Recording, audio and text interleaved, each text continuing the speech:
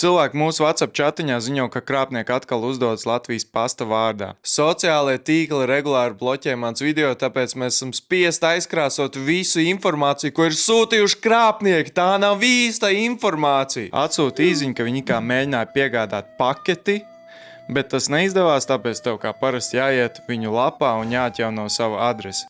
Tad, kad tu to esi izdarījis, pēc tam jāievada karšu dati, un tālāk jau no tavas kartes noņem naudu. Es arī nedaudz papētīju šo lapu. Tā ir diezgan tuva kopija īstajai Pasts.lv. Starp citu, arī viss saits šajā lapā ved uz īsto Pasts.lv.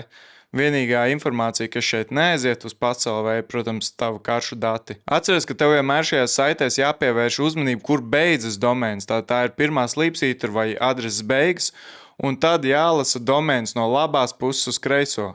Ja šis domēns nebeidzas ar Pasts.lv, tas nav Latvijas pasts. Un pievienojies mūsu WhatsApp chatiņam, adrese būs aprakstā, un es ceru, ka tu kaut ko iemācījies.